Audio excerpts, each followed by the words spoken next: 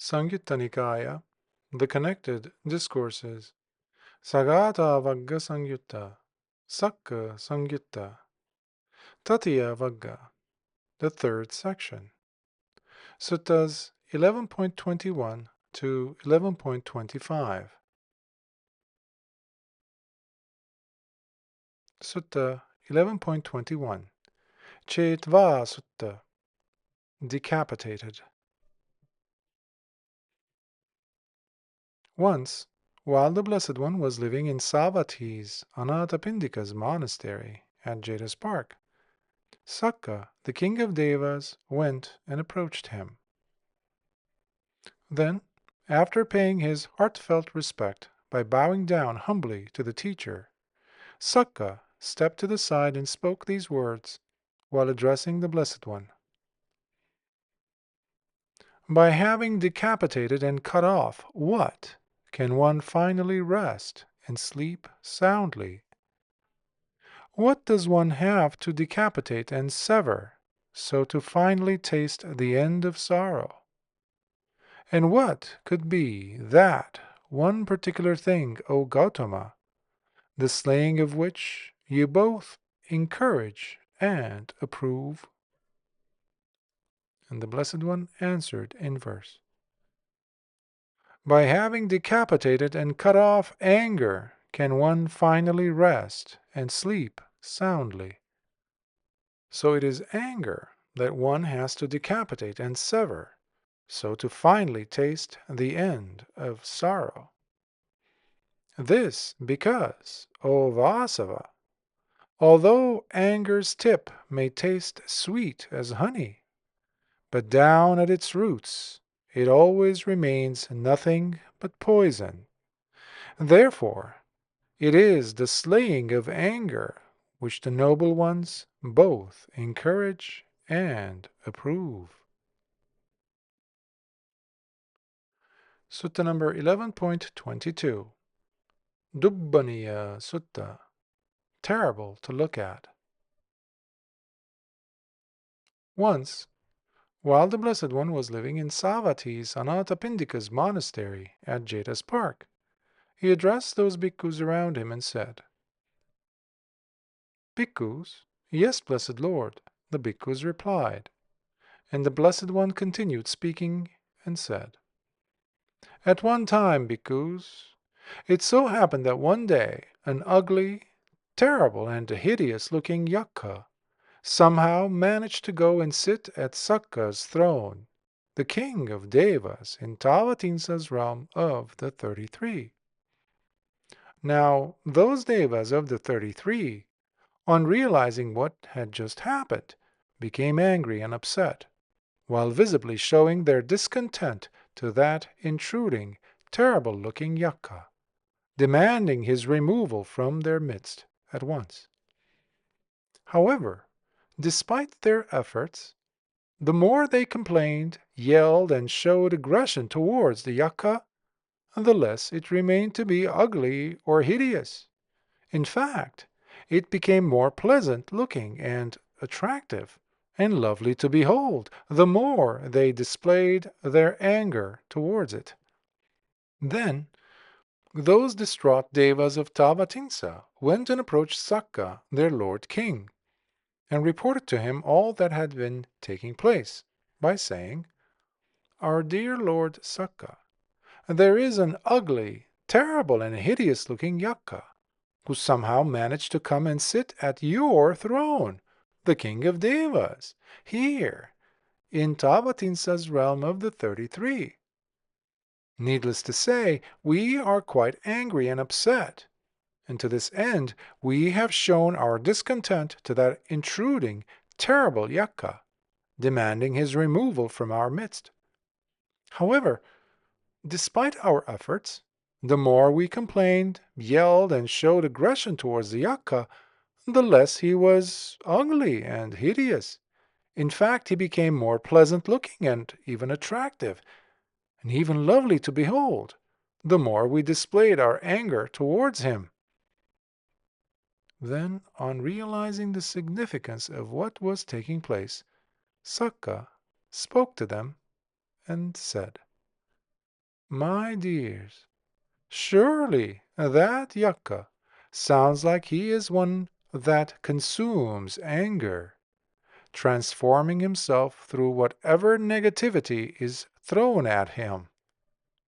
So, bhikkhus, Sakka, the king of Devas, then went and approached his own throne, and by feigning obeisance he arranged his robe on one shoulder, and by lowering himself onto his right knee, he raised his hands in Anjali towards that yukka, sitting on his throne, and declared, Dear sir, I am Sakka, the king of Devas. Dear sir, I am Sakka, the king of Devas. Thus he continued on repeating himself, making this declaration in front of that yukka, pronouncing his own name. Meanwhile, that yukka reverted back to his former appearance, the more Sakka kept making his declaration to him. Thus, shortly after, that yukka regained back his ugly, terrible, and hideous appearance, until it completely disintegrated from where it was sitting at Sakka's throne, and thus altogether vanished from Tavatimsa's realm of the 33. Then Sakka, the king of Devas, addressed his retinue of Tavatimsa gods by speaking to them in verse. I'm neither agitated in my heart, nor stirred or perturbed by the swirling influence of blinding anger. And when I do get upset or even angry, it doesn't last very long, for I do not let it persist nor overwhelm or take over me. When I find myself angry or upset, I make sure I restrain what I'm about to say, by not claiming to be virtuous than others, nor listing my good qualities either. I simply hold myself in check, considering the impact my behavior will have on me and my welfare in the present as well as in the future. Sutta number 11.23. Sambarimāyā Sutta. The Sambari demonic spell.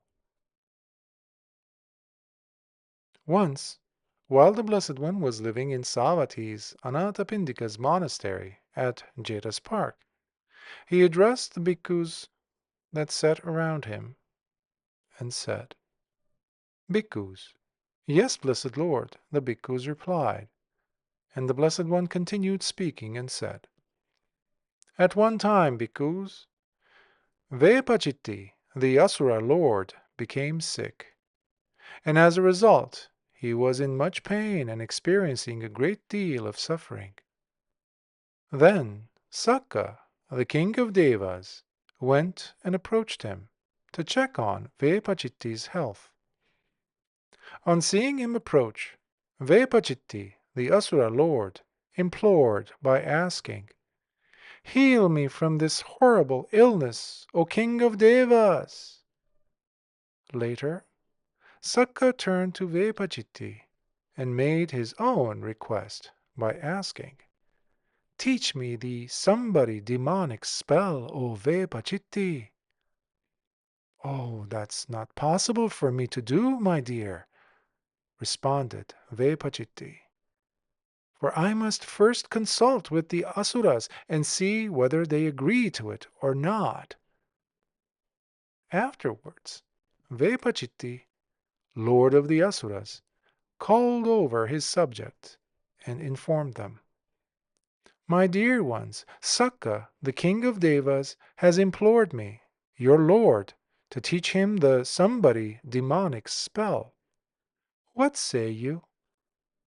Do not teach him, dear lord. Do not teach the Sambari demonic spell to Sakka, the king of Devas.